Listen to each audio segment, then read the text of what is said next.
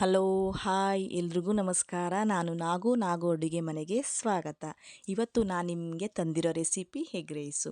Egg ರೈಸ್ನ ಹೇಗೆ ಮಾಡೋದು, ಮನೆಯಲ್ಲೇ ಈಸಿಯಾಗಿ ಟೇಸ್ಟಿಯಾಗಿ ಹೇಗೆ ಎಗ್ ರೈಸ್ ಮಾಡೋದು ಅಂತ ನೋಡೋಣ ಬನ್ನಿ. ಏನೇನು ಬೇಕು ಅಂತ ಅದಕ್ಕೆ ಮೊದಲಿಗೆ ತಿಳ್ಕೊಳ್ಳೋಣ.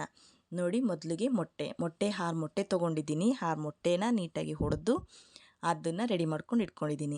ನೋಡಿ, ಈಗ ಅದ್ರ ಜೊತೆಗೆ ನಾವು ಕ್ಯಾಪ್ಸಿಕಮ್, ಹಸಿಮೆಣ್ಸಿನ್ಕಾಯಿ, ಕ್ಯಾಬೇಜು, ಈರುಳ್ಳಿ, ನಿಂಬೆಹಣ್ಣು, ಕೊತ್ತಂಬರಿ ಸೊಪ್ಪು, ಶುಂಠಿ ಬೆಳ್ಳುಳ್ಳಿ ಪೇಸ್ಟು ಅದ್ರ ಜೊತೆಗೆ ರೆಡಿ ಮಾಡಿಟ್ಕೊಂಡಿರೋಂಥ ರೈಸು. ಮತ್ತು ಅದ್ರ ಜೊತೆಗೆ ನಾವು ಧನಿಯಾ ಪುಡಿ, ಖಾರದ ಪುಡಿ, ಗರಂ ಮಸಾಲ ಇದನ್ನು ಕೂಡ ನಾವು ರೆಡಿ ಮಾಡಿ ಇಟ್ಕೊಳ್ಳೋಣ. ಮೊದಲಿಗೆ ನಾವು ಗ್ಯಾಸ್ ಹಚ್ಚೋಣ. ಗ್ಯಾಸ್ಗೆ ಪಾತ್ರೆ ಇಡೋಣ. ಪಾತ್ರೆ ಇಟ್ಟು ಸ್ವಲ್ಪ ಬಿಸಿಯಾಗಲಿ. ಪಾತ್ರೆ ಬಿಸಿ ಆಗ್ತಿದ್ದಂಗೆ ನಾವು ಅದಕ್ಕೆ ಸ್ವಲ್ಪ ಎಣ್ಣೆ ಹಾಕ್ಕೋಣ. ಎಣ್ಣೆ ಎಷ್ಟು ಬೇಕಷ್ಟು ನೋಡಿಕೊಂಡು ಎಣ್ಣೆ ಹಾಕ್ಕೊಳ್ಳಿ. ರೈಸ್ ಎಷ್ಟು ಹಾಕ್ತೀವಿ ಅನ್ನೋದ್ರ ಮೇಲೆ ಎಣ್ಣೆ ಡಿಪೆಂಡ್ ಆಗಿರುತ್ತೆ. ಆದರೆ ಕಮ್ಮಿ ಆದರೆ ಎಣ್ಣೆ ಚೆನ್ನಾಗಿರಲ್ಲ. ನೋಡಿ, ಎಣ್ಣೆ ಕಾದಿದೆ. ಈಗ ನಾವು ಅದಕ್ಕೆ ಈರುಳ್ಳಿ ಹಾಕ್ಕೊಂಡು ನೀಟಾಗಿ ಫ್ರೈ ಮಾಡ್ಕೊಳ್ಳೋಣ.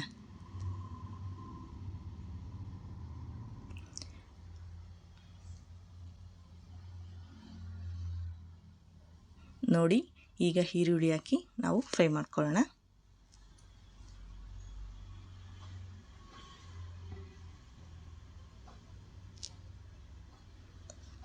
ಈಗ ಅದ್ರ ಜೊತೆಗೆ ನಾವು ಹಸಿಮೆಣ್ಸಿನ್ಕಾಯಿ ಕೂಡ ಹಾಕ್ಕೊಂಡು ನೀಟಾಗಿ ಫ್ರೈ ಮಾಡ್ಕೊಳ್ಳೋಣ. ಇದರಲ್ಲಿ ಎಲ್ಲ ಅಷ್ಟೇ ಎಲ್ಲನೂ ನಾವು ಉದ್ದುದ್ದಾಗಿ ಕಟ್ ಮಾಡಿ ಇಟ್ಕೊಂಡಿರೋಂಥದ್ದೇ. ಈರುಳ್ಳಿ, ಕ್ಯಾಬೇಜ್ ಆಗಿರ್ಬೋದು, ಕ್ಯಾಪ್ಸಿಕಮ್ ಆಗಿರ್ಬೋದು, ಹಸಿಮೆಣ್ಸಿನ್ಕಾಯಿ ಆಗಿರ್ಬೋದು, ಎಲ್ಲ ಉದ್ದುದ್ದಾಗಿ ಕಟ್ ಮಾಡಿ ಇಟ್ಕೊಂಡಿರೋದು. ಅದೇ ಥರ ಇದ್ರೇ ತುಂಬ ಚೆನ್ನಾಗಿರುತ್ತೆ. ನೋಡಿ, ಈಗ ಅದು ಫ್ರೈ ಆಗ್ತಾಯಿದೆ. ಫ್ರೈ ಆಗ್ತಿದ್ದಂಗೆ ನಾವು ಅದಕ್ಕೆ ಶುಂಠಿ ಬೆಳ್ಳುಳ್ಳಿ ಪೇಸ್ಟ್ ಹಾಕಿ ನೀಟಾಗಿ ಫ್ರೈ ಮಾಡ್ಕೊಳ್ಳೋಣ.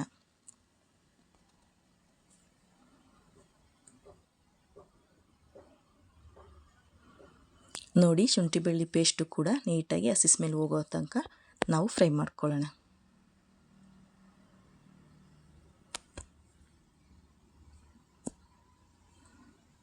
ಈಗ ನಾವು ಅದ್ರ ಜೊತೆಗೆ ನಾವು ಕ್ಯಾಪ್ಸಿಕಮ್ ಹಾಕೋಣ. ಕ್ಯಾಪ್ಸಿಕಮ್ಮು ಮತ್ತು ಕ್ಯಾಬೇಜು ಕೂಡ ಹಾಕ್ಕೊಂಡು ಜೊತೆಗೆ ನಾವು ಫ್ರೈ ಮಾಡ್ಕೊಳ್ಳೋಣ. ನೋಡಿ, ಎಲ್ಲನೂ ಅಷ್ಟೇ ನಾನು ಉದ್ದುದ್ದಾಗಿ ಕಟ್ ಮಾಡಿ ಇಟ್ಕೊಂಡಿರೋಂಥದ್ದನ್ನೇ ಹಾಕ್ತಾ ಇರೋದು. ಈ ಥರ ಇದ್ದರೆ ನೋಡೋಕ್ಕೂ ಚೆನ್ನಾಗಿರುತ್ತೆ, ತಿನ್ನೋಕ್ಕೂ ಚೆನ್ನಾಗಿರುತ್ತೆ, ತುಂಬ ಟೇಸ್ಟಿಯಾಗೂ ಕೂಡ ಇರುತ್ತೆ. ಈಗ ನಾವು ಅದನ್ನು ಪೂರ್ತಿಯಾಗಿ ಫ್ರೈ ಮಾಡೋದು ಬೇಡ, ಅರ್ಧ ಮಾತ್ರ ಫ್ರೈ ಆಗಲಿ. ಸರಿನಾ? ತುಂಬ ಬೆಂದೋದ್ರೆ ಅದು ಚೆನ್ನಾಗಿರಲ್ಲ.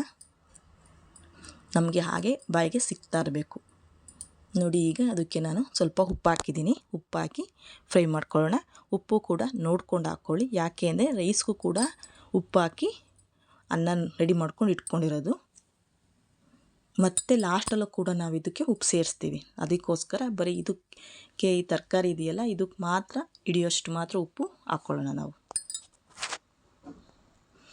ನೋಡಿ, ಇದು ಫ್ರೈ ಆಗ್ತಿದೆ. ಈಗ ನಾವು ಅದಕ್ಕೆ ಮೊಟ್ಟೆ ನಾವು ಹುರಿದಿಟ್ಕೊಂಡಿದ್ವಲ್ಲ ಆ ಮೊಟ್ಟೆನ ಹಾಕೋಣ. ಹಾಕಿ ಒಂದು 2 ರಿಂದ 3 ಸೆಕೆಂಡು ಸ್ವಲ್ಪ ಬಿಸಿಲೇ ಇರಲಿ. ಆಮೇಲೆ ನಾವು ಅದನ್ನು ತಿರ್ಸೋಣ. ನೋಡಿ, ನೀಟಾಗಿ ತಿರ್ಸಿ ಮಿಕ್ಸ್ ಮಾಡೋಣ.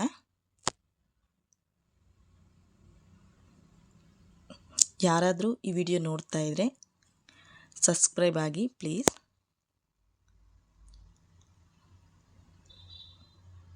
ನೋಡಿ, ಇದೇ ಥರ ನೀಟಾಗಿ ಹಸಿ ಸ್ಮೆಲ್ ಹೋಗಬೇಕು. ಸರಿನಾ? ಹಸಿ ಸ್ಮೆಲ್ ಹೋಗೋವರೆಗೂ ಫ್ರೈ ಮಾಡ್ಕೊಳ್ಳೋಣ.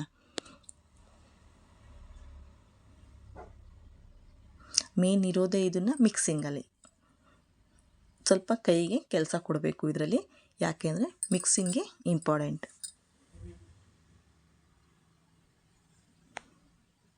ನೋಡಿ, ನೀಟಾಗಿ ಇದೇ ಥರ ಮೊಟ್ಟೆನ ಫ್ರೈ ಮಾಡಿಕೊಂಡು ಇರೋಣ. ಪೂರ್ತಿಯಾಗಿ ಅದು ಡ್ರೈ ಆಗಬೇಕು. ನೀರಿನಂಶ ಒಂದು ಸ್ವಲ್ಪನೂ ಕೂಡ ಇರಬಾರ್ದು. ಇಲ್ಲಾಂದರೆ ಅದು ಹಸಿ ಸ್ಮೆಲ್ ಬಂದ್ಬಿಡುತ್ತೆ. ರೈಸ್ ಹಾಕ್ತಿದ್ದಂಗೆ ನಾವು ಅದಕ್ಕೆ ಹಸಿ ಸ್ಮೆಲ್ ನೋಡಿರುತ್ತೆ, ಮೊಟ್ಟೆ ಸ್ಮೆಲ್ ನಮಗೆ ಬಂದ್ಬಿಡುತ್ತೆ. ಅದಕ್ಕೋಸ್ಕರ ಅಷ್ಟೇ. ನೋಡಿ, ಇವಾಗ ನಾನು ನೀಟಾಗಿ ನೋಡಿ ಫ್ರೈ ಆಗಿದೆ. ಒಂದು ಸ್ವಲ್ಪನೂ ನೀರು ಇಳ್ದಂಗೆ ಫ್ರೈ ಆಗ್ತಾಯಿದೆ.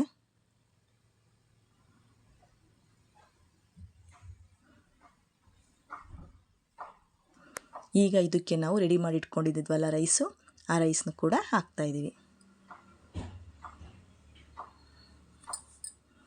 ನಿಮಗೆ ಎಷ್ಟು ಜನಕ್ಕೆ ಬೇಕು ಅಷ್ಟು ಜನಕ್ಕೆ ನೋಡಿಕೊಂಡು ರೈಸ್ ಹಾಕ್ಕೊಳ್ಳಿ.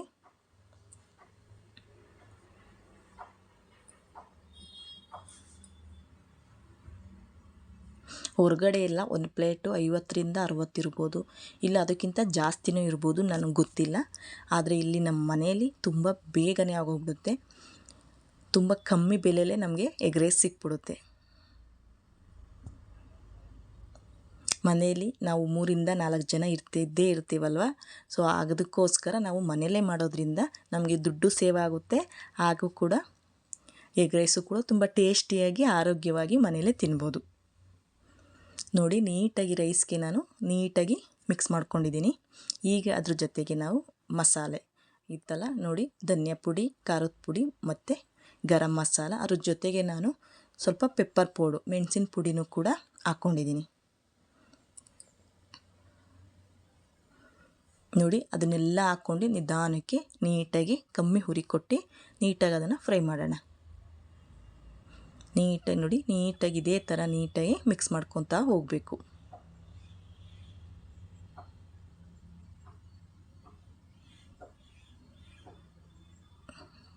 ನೋಡಿ, ಇದೇ ಥರ ನೀಟಾಗಿ ನೋಡಿ ಮಿಕ್ಸ್ ಆಗ್ತಿದೆ.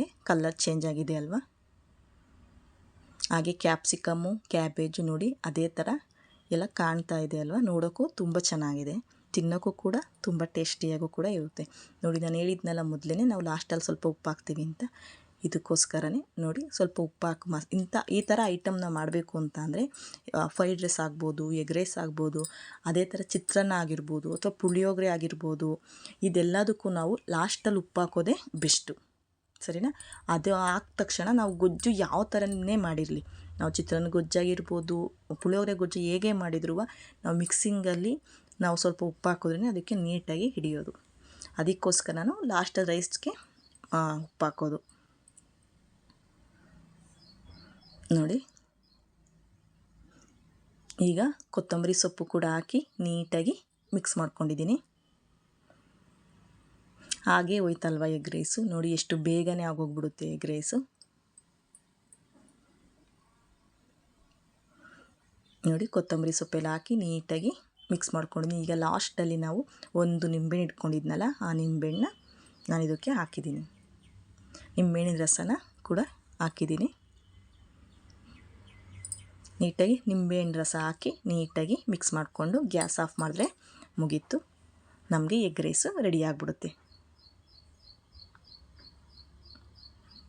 ನೋಡಿ, ಇಷ್ಟು ಬೇಗನೆ ಮನೆಯಲ್ಲೇ ನಾವು ಹೊರಗಡೆ ಸಿಗೋಂಥ ಎಗ್ ರೈಸ್ನ ಪಟ ಅಂತ ಮಾಡ್ಕೋಬೋದು. ನೋಡಿ,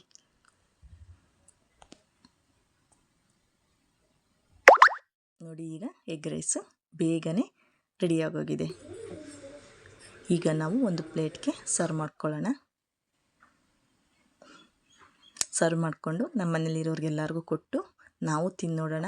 ಟೇಸ್ಟಿಯಾಗಿ ಹೇಗಿದೆ ಅನ್ನೋದನ್ನ ನೀವು ನೋಡಿ, ನೀವು ಮಾಡಿ ನನಗೆ ಕಮೆಂಟ್ ಮಾಡಿ. ನೋಡ್ದಾ, ಎಗ್ ರೈಸು ಈಗ ರೆಡಿಯಾಗಿದೆ. ಯಾರೆಲ್ಲ ನನ್ನ ವಿಡಿಯೋ ನೋಡ್ತಿದ್ರಿಗೆ ತುಂಬ thank you so much. Okay, bye.